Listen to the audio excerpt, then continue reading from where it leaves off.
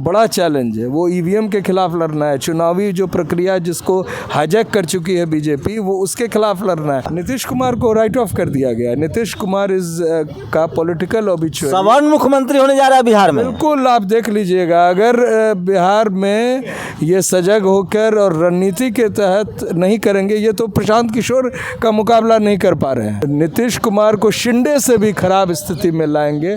नीतीश कुमार को तो अगर भारतीय जनता पार्टी का बस चलता तो आज हटा देते, अकेले वो टहल के आ जाएंगे अगर इंडिया गठबंधन की ओर, तो कभी भी किसी भी सूरत पर ये नहीं जीत सकते हैं भारतीय जनता। नीतीश जी की पार्टी के अधिकांश सांसद भारतीय जनता पार्टी के हैं। 2025 चुनाव के बाद जनता दल यूनाइटेड नाम की कोई पार्टी नहीं बचेगी। निशांत जी वो उस चैलेंज को स्वीकार करेंगे तो पार्टी बच जाएगी। वंस बिटन ट्वाइस है। एक आदमी अपने आप को ओबीसी का के प्रधानमंत्री बन गया, कितना बड़ा धोखा ओबीसी समाज को दिया है हम सब देख रहे हैं। नमस्कार, मैं शंभू कुमार सिंह और आप देख रहे हैं नेशनल दस्तक।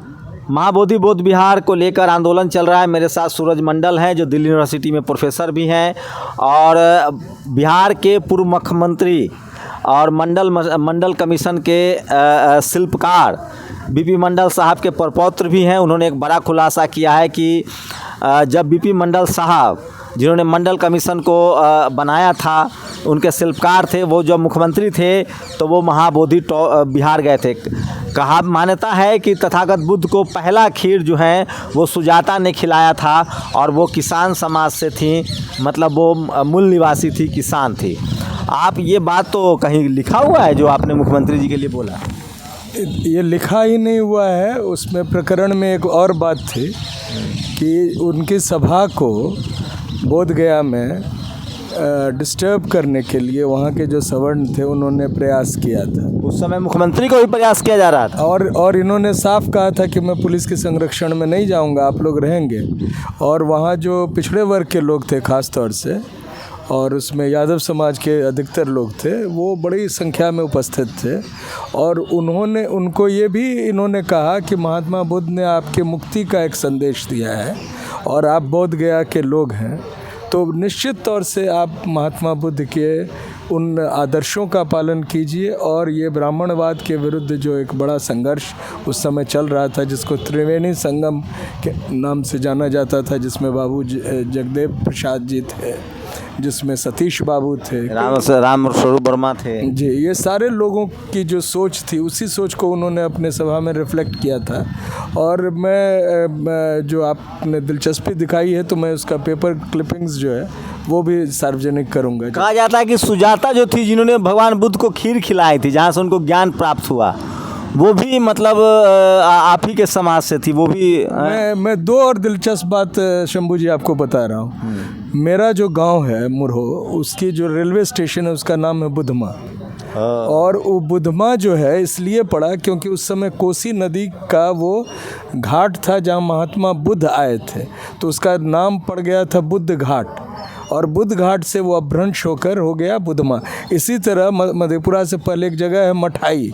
मठाई जो शब्द है वो मठ से आया है। अरे वो तो हम जानते ही हैं कि भारत बुद्ध में भारत था, लेकिन कोई मानता कहाँ है? नहीं, एक और बात मैं बता रहा हूँ। वहाँ जो बहुत बड़ा केंद्र है, जो शिव जी की मंदिर है सिंहेश्वर स्थान में, उसमें जो मूर्ति है लगी हुई बाहर, जिसकी पूजा की जाती है हिंदू रीति से, और जिसकी तस्वीर को मैं सार्वजनिक किया हूँ, आपको भी भेजूँगा, वो महात्मा बुद्ध की मूर्ति है। वो आप देखिए उसको, उसमें मतलब कोई दो राय है ही नहीं। तो ये देखिए, ये बड़ा प्रयास चलता है। आपने अभी तुरंत कहा कि बुद्ध को 9वें विष्णु का अवतार मान लिया गया। ये जब भी कोई ऐसी बातें करता है जो धार्मिक दृष्टिकोण से क्रांतिकारी होती है, जिसमें बहुजन समाज के और अधिकतर समाज के भलाई की बात होती है, मनुस्मृति के विपरीत बात होती है, तो उस शख्स को वो तुरंत अवतार घोषित कर देते हैं। कुछ जगह तो महात्मा गांधी को भी उन्होंने अवतार घोषित कर दिया है। तो राजेंद्र प्रसाद सिंह कहते हैं कि उस समय चार घराने थे, कोलिय वंश, खत्तिय वंश, शाक्य वंश जिससे बुद्ध थे, कोलिय वंश था जिससे शादी ब्याह होता था, जिससे उनकी माता थी, तो शाक वंश था, खतिये थे, जिस खतिये में सब आते हैं, कुर्मी, कुशवाहा, यादव, जो सब खेती का काम करते थे, जो कोलिये वंश में भी थे लोग, राजा थे, शाक वंश थे। तो अब तो वो लोग खुद बुद्धि में अपने आप को बुद्धिस्ट मानते ही नहीं हैं। नहीं, ये दिक्कत तो है शंभू जी। आप जिस संघर्ष को लेकर आगे बढ़ रहे हैं और इतनी बड़े जो व्यवस्था के विरुद्ध कई बार आप बात करते हैं, उसमें मूल बात यही है कि जो लोग इसके समर्थक हो सकते हैं, जो 1 मिनट में चाहें तो पूरी व्यवस्था परिवर्तन में एक बड़े सोचिए ना, जो कोली वंश के लोग थे उनको अछूत बना दिया गया, जो खतिये थे और जो शाक वंश के लोग थे उनको शूद्र बना दिया गया, और वो लोग वर्ण व्यवस्था को मान भी रहे हैं। मान ही नहीं तो मान ही नहीं, जाके एक बहुत ऐसे पानी में डुबकी लगा रहे हैं जहाँ से जो लौट के आ रहा है भयंकर बीमार पड़ रहा है। नीतीश कुमार हो, तेजस्वी यादव हो, ये लोग तो कुछ बोल नहीं रहे हैं, चुप बैठे हुए हैं। तो ये हमारी विडंबना है। हमारे जो क्रांतिकारी नेता होना चाहिए था, लालू जी बोलते हैं, बड़ी बेबाकी से बोलते हैं, लेकिन जो उनके वारिस हैं आज, उनको बोलने में बहुत दिक्कत होती है। वो A to Z की राजनीति कर। सोनेलाल पटेल के बाद तो कोई बड़ा नेता बुद्धिस्ट नहीं बना। सोनेलाल पटेल जो थे उन्होंने धम्म दीक्षा ली, उसके बाद तो किसी बड़े नेता ने धम्म दीक्षा नहीं ली। उदित राज ने उसके बाद ली, उसके बाद तो थम गया मामला। हम तो राजेंद्र पाल, बाबा साहेब, सोनेलाल पटेल और उसके बाद डॉक्टर उदित राज। नहीं, हम तो राजेंद्र पाल गौतम जी को भी मानते हैं बड़े नेता हैं, क्योंकि जैसे ही उन्होंने महात्मा बुद्ध की बातें शुरू की तो आपको याद होगा कि तुरंत उनको दिल्ली सरकार से विदाई दे दी गई। और वो जो 22 प्रतिज्ञा की बात उन्होंने सिर्फ कही थी, ऐसा नहीं था कि उस पर। राहुल जी आजकल बहुत सोशल जस्टिस की बात कर रहे हैं। आप बड़ा हमलावर हैं कि राहुल जी बोल रहे हैं लेकिन करेंगे नहीं।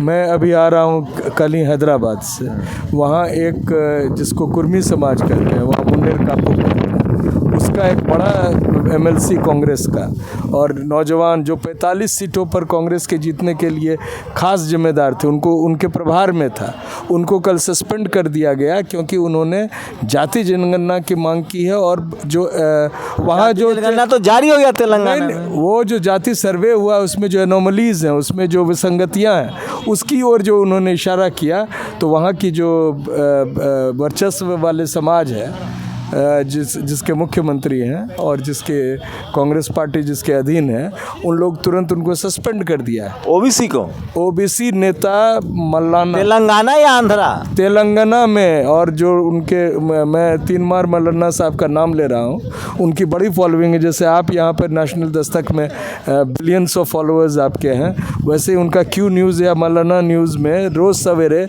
मिनिमम 4 लाख लोग जुड़ते हैं, जो जिन पर वो एक विश्लेषण रोज़ सवेरे करते हैं, 8 से 9 बजे सवेरे। और तेलुगु भाषा में एक तरह से वो बड़े नाम है वहाँ। और उनका वो अभी वरंगल में 2 फरवरी को जो ओबीसी एक रैली की है, जिसमें हेलीकॉप्टर से, मैं भी आमंत्रित था और हैदराबाद से हम लोग हेलीकॉप्टर में गए थे शामिल होने उसमें, उस वजह से उसकी जो बड़ी उपलब्धि थी, उसी के कारण 3 बार मल्लाना को तुरंत सस्पेंड किया गया। राहुल जी के बयान पर भरोसा नहीं हो रहा है। राहुल जी से तो हम मांग बराबर कर रहे हैं, आप आज भी आपके माध्यम से कर रहे हैं कि अगर वो वास्तविक रूप से जाति जनगणना के पक्षधर हैं तो सड़क पे उतरें, कम से कम एक कार्यक्रम करें। अगर देश साथ आप नहीं, तो राहुल गांधी से कई बार मिल चुके हैं, इसीलिए तो मैं कह रहा हूँ कि हम लोग वंस बिटन ट्वाइस है। एक आदमी अपने आप को ओबीसी का के प्रधानमंत्री बन गया, कितना बड़ा धोखा ओबीसी समाज को दिया है हम सब देख रहे हैं। और कहीं बिहार में क्या लग रहा है, बिहार में इस बार क्या होगा? बिहार में अगर आप जा रहे हैं बिहार के चुनाव में, इस बार लड़ेंगे चुनाव? अगर तेजस्वी जी सक्रिय नहीं होंगे और उनके विरुद्ध जो चैलेंज है वो बड़ा चैलेंज है, वो ईवीएम के खिलाफ लड़ना है, चुनावी जो प्रक्रिया जिसको हाईजैक कर चुकी है बीजेपी, वो उसके खिलाफ लड़ना है।